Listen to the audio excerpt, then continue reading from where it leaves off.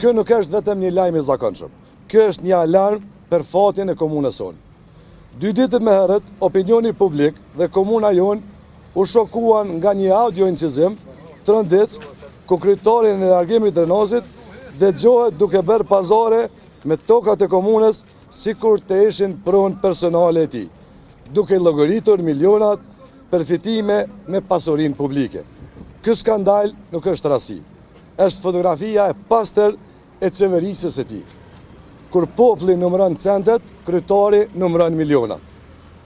Ai që thirrej në qeverisë me duart e pastra, tash po del se duart i ka pasur thellë në xhepat e qytetarëve të Renozit. Ky është një akt skandal i paprecedent. Ky është turp institucional. Ky është abuzim flagrant me detyrën publike dhe me pronën e qytetarëve. Kjo është dëshmia që korrupsioni ka zënë rrein deri në zyrën e kryetarit në ikje, i mbjellur po ngaj.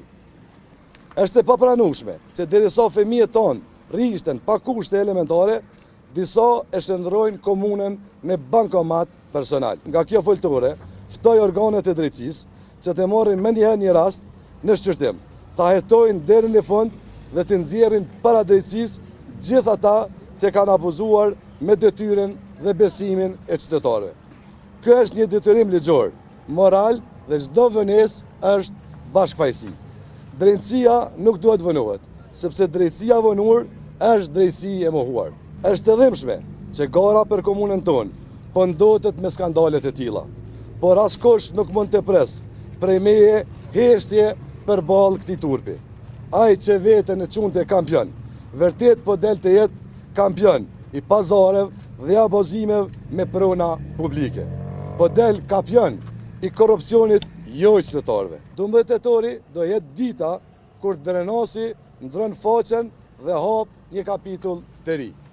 Dhe shtrembrimi i fakteve që po tenton që ta bëjë zoti Lladrovci, do me thonë te ne edhe të qytetarët nuk pinuj. Zoti Lladrovci ka qenë kryetar gjatë dhe normal qytetarët kanë folë, nuk është që s'ka pas dyshime, mirë po derisa u vërtetu me fakt lidhur me personin që është pjesë e listës kandiduese, ai ka qenë asamblist edhe në kalunën, nëse sa kam informacion, lënda është në gjykatë dhe na e presim vendimin e gjykatës.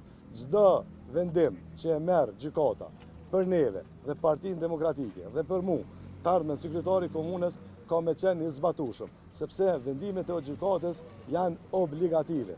Ne nuk i bëjmë as favore asnjë personi.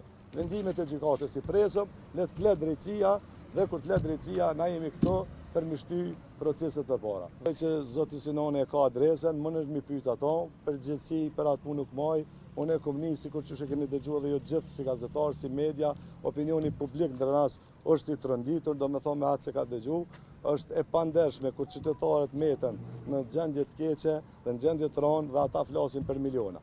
Unë nuk e di saktë se kush ka qenë atë tavolinë.